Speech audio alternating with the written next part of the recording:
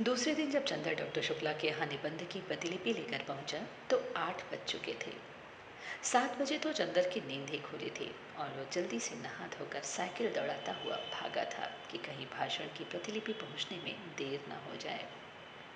जब वो बंगले पर पहुंचा तो धूप फैल चुकी थी। अब धूप भली नहीं मालूम देती थी। धूप की तेजी बर्दाश्त के बाहर होने लगी थी। लेकिन सुधा नील कांटे के ऊंचे ऊंचे झाड़ों की छांव में एक छोटी सी कुर्सी डाले बैठी थी।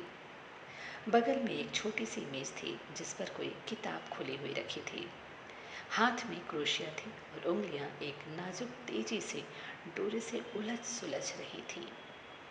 हल्के बादामी रंग की एक लाई की लहराती हुई धोती, नारंगी और काली तिरछी धारियों का कलफ किया चुस्त ब्लाउज और एक कंधे पर उभरा एक उसका पफ ऐसा लग रहा था जैसे कि वहाँ पर कोई रंगीन तितली आकर बैठी हो और उसका सिर्फ एक पंख उठा हो। अभी अभी शायद नहा कर उठी थी क्योंकि शरद के खुशनुमा धूप की तरह हल्के सुनहले बाल पीठ पर लहरा रहे थे। नील कांटे की टहनियाँ उनको सुनहली लहरें समझकर अटखेलियाँ कर रही थीं। चंदर की साइकिल जब अंदर देख पड़ी तो सुधा ने उधर देखा लेकिन कुछ भी ना कहकर फिर अपने क्रोशिया बुनने में लग गई। चंदर सीधा पोर्टिको में गया और अपनी साइकिल रखकर भीतर चला गया डॉक्टर शुक्ला के पास। स्टडी रूम में, बैठक में, सोने के कमरे में कहीं भी डॉक्टर शुक्ला नजर नहीं आए। हार कर वो बाहर आया तो देखा मोटर अभी गैरेज में है। तो वो कहाँ जा सकते हैं? और सुधा को तो देखिए क्या अकड़ी हुई है आज, जैसे चंदर को जानती ही नहीं। चंदर सुधा के पास गया। सुधा का मुंह और भी लटक गया। डॉक्टर साहब कहाँ हैं? चंदर ने पूछा। हमें क्या मालूम, सुधा ने क्रोशिया पर से बिना निगाह उठाए जवाब दिया। तो किसे मालूम होगा? चंदर ने डांटते हुए कहा। हर वक्त का मजाक हमें अच्छा नहीं लगता। काम की बात का उसी तरह जवाब देना चाहिए। उनके निबंध की लिपि देनी है या नहीं? हाँ हाँ देनी है। तो मैं क्या करूँ? नहा रहे होंगे। अभी कोई ये है तो नहीं कि तुम निबंध की लिपि लाए हो तो कोई नहाए धोए ना, बस सुबह से बैठा रहे कि अब निबंध आ रहा है, अब आ रहा है। सुधा ने मुंह बनाकर आंखें नचाते हुए कहा। तो सीधे क्यों नहीं कहती कि नहा रहे हैं? चंदर ने सुधा के गुस्से पर हंसकर कहा। चंदर की हंसी पर तो सुधा का मिजाज और भी बिगड़ गया और अपनी क्रोशिया उठाकर और किताब बगल में दबाकर वो उठकर अंदर चल दी। उसके उठते ही चंदर आराम से उस कुर्सी पर बैठ गया और मेज पर टांग फैलाकर बोला, आज मुझे बड़ा गुस्सा चढ़ा है। खबरदार कोई बोलना मत। सुधा जाते जाते मुड़कर खड़ी हो गई। हमने कह दिया चंदर एक बार कि हमें ये सब बातें अच्छी नहीं लगती। जब देखो तुम चिढ़ाते रहते हो। सुधा ने गुस्से में कहा। नहीं चिढ़ाएंगे तो पूजा करेंगे। तुम अपनी मौके पर छोड़ देती हो। चंदर ने उसी लापरवाही से कहा। सुधा गई नहीं, वहीं घास पर बैठ गई और किताब खोलकर पढ़ने लगी। जब 5 मिनट तक वह कुछ नहीं बोली तो चंदर ने सोचा आज बात कुछ गंभीर है।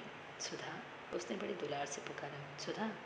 सुधा ने कुछ नहीं कहा मगर 2 बड़े बड़े आंसू टप से नीचे किताब पर गिर गए। अरे क्या बात है सुधा, नहीं बताओगी? कुछ नहीं। बता दो, तुम्हें मेरी कसम है। कल शाम को तुम आए नहीं। सुधा रोनी आवाज़ में बोली। बस इस बात पर इतनी नाराज़ हो पागल? हाँ, इस बात पर इतनी नाराज़ हूँ। तुम आओ चाहे 1000 बार ना आओ, इस पर हम क्यों नाराज़ होंगे? बड़े कहीं क्या है, नहीं आएंगे तो जैसे हमारा घर बार नहीं है। अपने को जाने क्या समझ लिया है? सुधा ने चिढ़कर जवाब दिया। अरे तुम ही तो कह रही थी भाई, चंदन ने हंसकर कहा। तो बात पूरी भी सुन लो। शाम को गेसू का नौकर आया था। उसके छोटे भाई हसरत की सालगिरह थी। सुबह कुरान खानी होने वाली थी और उसकी माँ ने बुलाया था। तो गई क्यों नहीं? गई क्यों नहीं, किससे पूछ कर जाती? आप तो इस वक्त आ रहे हैं जब सब खत्म हो गया। सुधा बोली। तो पापा से पूछ के चली जाती। चंदर ने समझा कर कहा। और फिर गेसू के यहाँ तो यूँ अक्सर जाती हो तुम। तो आज तो डांस भी करने के लिए कहा था उसने। फिर बाद में तुम कहते सुधा तुम्हें ये नहीं करना चाहिए था, वो नहीं करना चाहिए, लड़कियों को ऐसे रहना चाहिए, वैसे रहना चाहिए, और बैठ के उपदेश पिलाते और नाराज़ होते। बिना तुमसे पूछे हम कहीं सिनेमा, पिकनिक, जलसों में गए हैं कभी? और फिर आंसू टपक पड़े। पगली कहीं की, इतनी सी बात पर रोना क्या? किसी के हाथ कुछ उपहार भेज दो और फिर किसी मौके पर चली जाना। हाँ चली जाना। तुम्हें कहते क्या लगता है? गेसू ने कितना बुरा माना होगा? सुधा ने बिगड़ते हुए ही कहा। इम्तिहान आ रहा है, फिर कब जाएंगे? कब है तुम्हारा इम्तिहान? चाहे जब हो। मुझे पढ़ाने के लिए कहा किसी से? अरे भूल गए। अच्छा आज देखें कहेंगे। कहेंगे कहेंगे नहीं, आज दोपहर को आप बुला लाइए, वरना हम सब किताबों में लगाए देते हैं आग, समझे कि नहीं? अच्छा अच्छा, आज दोपहर को बुला लाएंगे, ठीक। अच्छा याद आया, बिसरिया से कहूँगा तुम्हें पढ़ाने के लिए, उसे रुपए की ज़रूरत भी है। चंदर ने छुटकारे का कोई रास्ता ना पाकर कहा। आज दोपहर को ज़रूर से, सुधा ने फिर आंखें नचाकर कहा। लो पापा आ गए नहाकर, जाओ। चंदर उठा और चल दिया। सुधा उठी और अंदर चली गई। डॉक्टर शुक्ला हल्के सांवले रंग के, जरा स्थूल काय से थे। बहुत गंभीर अध्ययन और अध्यापन और उम्र के साथ साथ ही उनकी नम्रता और भी बढ़ती जा रही थी। लेकिन वे लोगों से मिलते जुलते कम थे। व्यक्तिगत दोस्ती उनकी किसी से नहीं थी, लेकिन उत्तर भारत के प्रमुख विद्वान होने के नाते कॉन्फ्रेंसों में, मौखिक परीक्षाओं में, सरकारी कमेटियों में वे बराबर बुलाए जाते थे और इसमें प्रमुख दिलचस्पी से हिस्सा लेते थे। ऐसी जगहों में चंदर अक्सर उनका प्रमुख सहायक रहता था और इसी नाते चंदर भी प्रांत के बड़े बड़े लोगों से परिचित हो गया था। जब वो एमए पास हुआ था तब से फाइनेंस विभाग में उसे कई बार ऊंचे ऊंचे पदों का ऑफर आ चुका था, लेकिन डॉक्टर शुक्ला इसके खिलाफ थे। वे चाहते थे कि पहले वो अपनी रिसर्च पूरी कर ले, संभव हो तो विदेश हुआ है, तब चाहे कुछ काम करे। अपने व्यक्तिगत जीवन में डॉक्टर शुक्ला अंतर विरोधों के व्यक्ति थे। पार्टियों में मुसलमानों और ईसाइयों के साथ खाने में उन्हें कोई ऐतराज़ नहीं था, लेकिन कच्चा खाना वे चौके में आसन पर बैठकर रेशमी धोती पहनकर खाते थे। सरकार को उन्होंने सलाह दी कि साधु और सन्यासियों को जबरदस्ती काम में लगाया जाए और मंदिरों की जायदादें जब्त कर ली जाएं, लेकिन सुबह घंटे भर तक पूजा जरूर करते थे। पूजा पाठ, खान पान, जात पात के पक्के हामी, लेकिन व्यक्तिगत जीवन में कभी ये नहीं जाना कि कौन उनका शिष्य ब्राह्मण है, कौन बनिया, कौन खत्री और कौन कायस्थ। नहा कर वे आ रहे थे और दुर्गा सप्तशती का कोई श्लोक गुनगुना रहे थे। कपूर को देखा तो रुक गया और बोले, हेलो, हो गया वो टाइप? जी हाँ। कहाँ कराया टाइप? मिस्टर क्रूज़ के यहाँ। अच्छा, वो लड़की अच्छी है। अब तो बहुत बड़ी हो गई होगी, अभी शादी नहीं हुई? मैंने तो सोचा वो मिले या ना मिले। नहीं, वो यहीं है, शादी हुई फिर तलाक हो गया। अरे, तो अकेली रहती है? नहीं, अपने भाई के साथ है, बर्टी के साथ। अच्छा, और बर्टी की पत्नी अच्छी तरह है? वो मर गई। राम राम, तब तो घर ही बदल गया होगा। पापा पूजा के लिए सब बिछा दिया है, सहसा सुधा बोली। अच्छा बेटी, अच्छा चंदर, मैं पूजा कराऊँ जल्दी से, तुम चाय पी चुके? जी हाँ। अच्छा, तो मेरी मेज़ पर एक चार्ट है, ज़रा इसको ठीक कर दो। तब तक मैं अभी आया। चंदर स्टडी रूम में गया और मेज पर बैठ गया। कोट उतार कर उसने खूंटी पर टांग दिया और नक्शा देखने लगा। पास में एक छोटी सी चीनी की प्याली में चाइना इंक रखी थी और मेज पर पानी। उसने 2 बूंद पानी डालकर चाइना इंक घिसनी शुरू की। इतने में सुधा कमरे में दाखिल। ऐ सुनो, उसने चारों ओर देखकर बड़े सशंकित स्वरों में कहा और फिर झुककर चंदर के कान के पास मुंह लगाकर कहा, चावल की नान खटाई खाओगे? ये क्या भला है? चंदर ने इंक घिसते घिसते पूछा। बड़ी अच्छी चीज़ होती है, पापा को बहुत अच्छी लगती है, आज हमने सुबह अपने हाथ से बनाई थी। खाओगे? सुधा ने बड़े दुलार से पूछा। ले आओ, चंदर ने कहा। ले आए हम। लो। और सुधा ने अपने आंचल में लिपटी हुई 2 नान खटाई निकाल कर मेज पर रख दी। अरे, तश्तरी में क्यों नहीं लाई? सब धोती में घी लग गया। इतनी बड़ी हो गई, शऊर जरा सा भी नहीं। चंदर ने बिगड़ कर कहा, छिपा करके लाए हैं, फिर ये सक्रिय होती हैं कि नहीं? चौके के बाहर कैसे लाते? तुम्हारे लिए तो लाए हैं और तुम ही बिगड़ रहे हो। अंधे को नौन दो, अंधा कहे मेरी आंखें फोड़ी। सुधा ने मुंह बनाकर कहा, खाना है कि नहीं? हाथ में तो हमारे स्याही लगी है, चंदर बोला। हम अपने हाथ से नहीं खिलाएंगे, हमारा हाथ जूठा हो जाएगा। और राम राम, पता नहीं तुम रेस्तरां में मुसलमान के हाथ का खाते होगे। थू थू। चंदर हंस पड़ा और सुधा की इस बात पर, और उसने पानी में हाथ डुबोकर बिना पूछे सुधा के आंचल में हाथ पोंछ दिए और स्याही के, और बेतकल्लुफ़ी से नान खटाई उठाकर खाने लगा। बस अब धोती का किनारा रंग दिया और यही पहनना है हमें दिन भर, सुधा ने बिगड़ कर कहा। खुद नान खटाई छिपा कर लाई और घी लग गया तो कुछ नहीं, और हमने स्याही पोंछ दी तो तुम्हारा मुंह बिगड़ गया। चंदर ने मैपिंग पेन में इंक लगाते हुए कहा। हाँ, अभी पापा देखें तो और बिगड़े की धोती में घी स्याही सब लगाए रहती, तुम्हें क्या? और उसने स्याही लगा हुआ छोर कस कर कमर में खोस लिया। छी, वो घी में तर छोर कमर में खोस लिया, गंदी कहीं की। चंदर ने चाट की लाइनें ठीक करते हुए कहा, गंदी है तो तुमसे मतलब? मुंह चिढ़ाते हुए सुधा कमरे से बाहर चली गई। चंदर चुपचाप बैठा चाट दुरुस्त करता रहा। उत्तर प्रदेश के पूर्वी जिला बलिया, आजमगढ़, बस्ती, बनारस आदि में बच्चों की मृत्यु संख्या का ग्राफ बनाना था और एक और उनके नक्शे पर बिंदुओं की एक सघनता से मृत्यु संख्या का निर्देश करना था। चंदर की एक आदत थी कि वो काम में लगता था तो भूतों की तरह लगता था, फिर उसे दीन दुनिया किसी की खबर नहीं रहती थी। खाना पीना तन बदन किसी का होश नहीं रहता था। इसका एक कारण था। चंदर उन लड़कों में से था जिनकी जिंदगी बाहर से बहुत हल्की फुल्की होते हुए भी अंदर से बहुत गंभीर और अर्थमयी होती है, जिनके सामने एक स्पष्ट उद्देश्य, एक लक्ष्य होता है।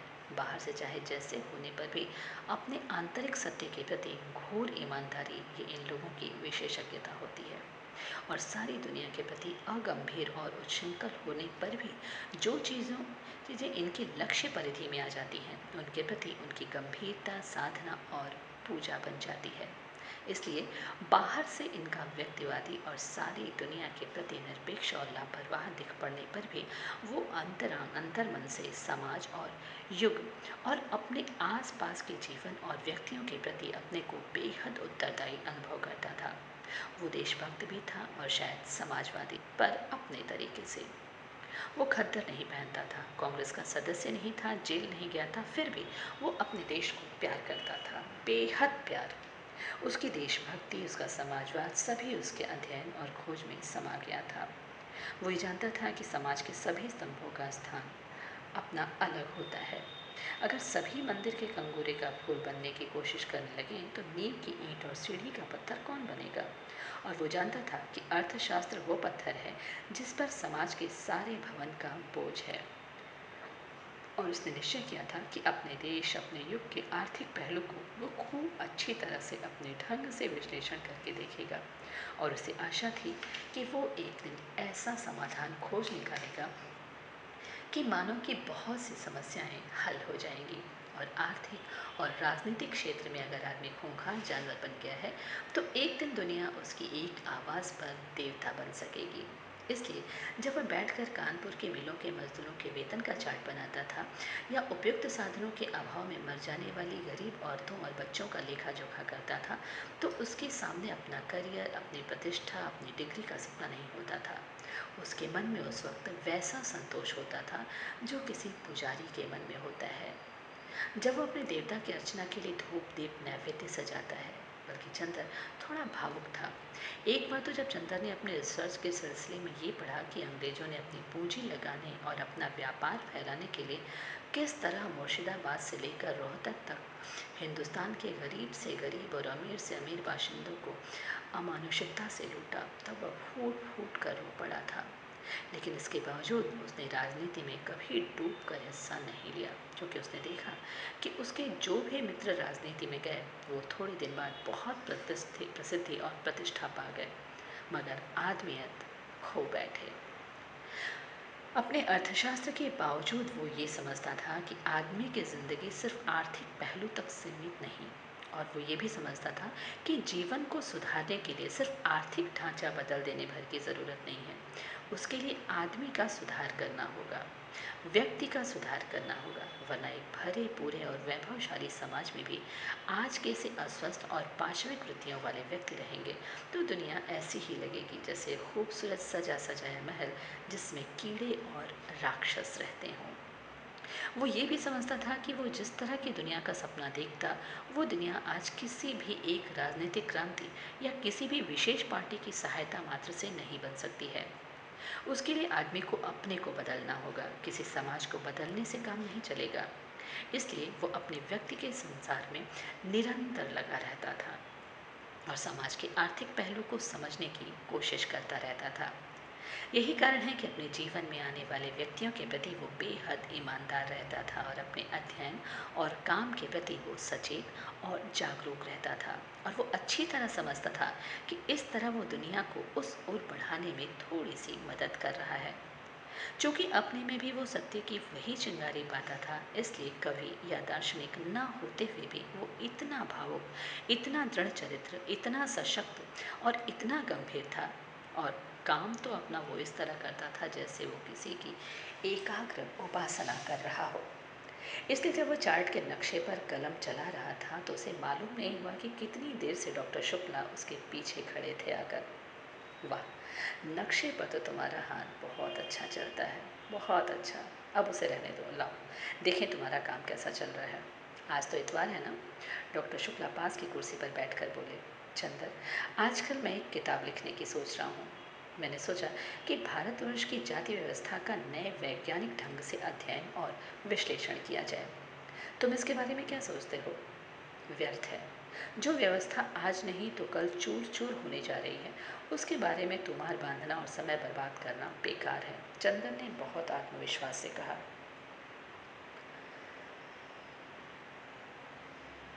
यही तो तुम लोगों में खराबी है। कुछ थोड़ी सी खराबियां जाति व्यवस्था की देख ली और उसके खिलाफ हो गए। एक रिसर्च स्कॉलर का दृष्टिकोण ही दूसरा होना चाहिए। फिर हमारे भारत की प्राचीन सांस्कृतिक परंपराओं को तो बहुत ही सावधानी से समझने की आवश्यकता है।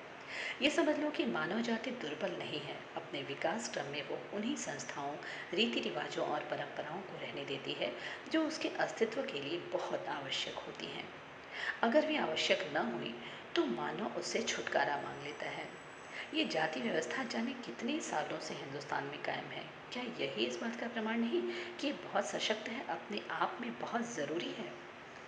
अरे हिंदुस्तान की भली चढ़ाई, चंदर बोला। हिंदुस्तान में तो गुलामी कितने दिनों से कायम है, तो क्या वो भी ज़रूरी है? बिल्कुल ज़रूरी है, डॉक्टर शुक्ला बोले। मुझे भी हिंदुस्तान पर गर्व है।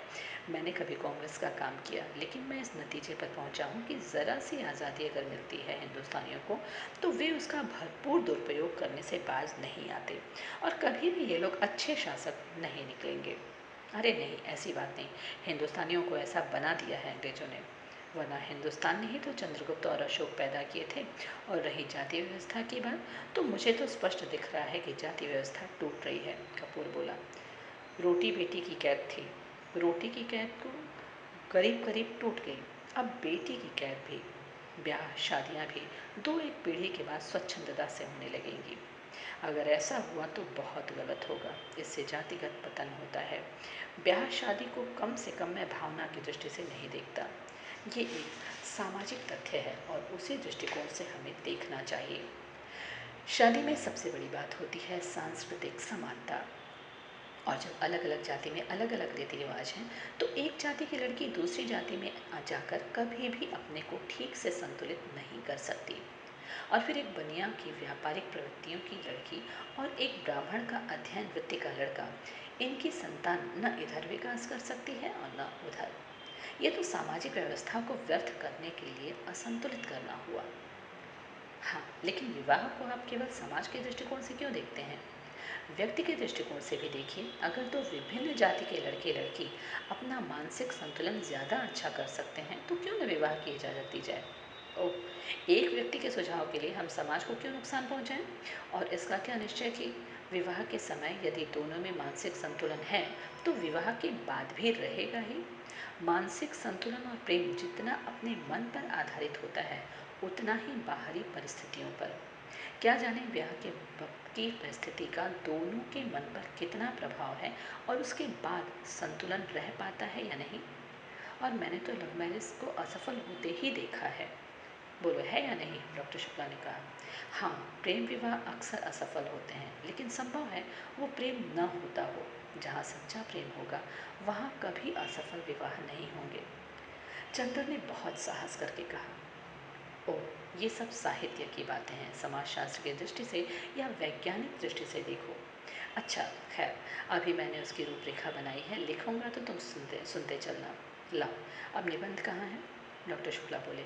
चंदर ने उन्हें टाइप की हुई प्रतिलिपि दे दी। उलट पुलट कर डॉक्टर शुक्ला ने देखा और कहा, ठीक है। अच्छा चंदर, अपना काम इधर ठीक ठीक कर लो। अगले इतवार को लखनऊ कॉन्फ्रेंस में चलना है। अच्छा, कार पर चलेंगे या ट्रेन से? ट्रेन से। अच्छा, घड़ी देखते हुए उन्होंने कहा, अब जरा मैं भी काम से चल रहा हूँ। तुम्हें चार्ट बना डालो और एक निबंध लिख डालना, पूर्वी जिलों में शिशु मृत्यु। प्रांत के स्वास्थ्य विभाग ने एक पुरस्कार घोषित किया है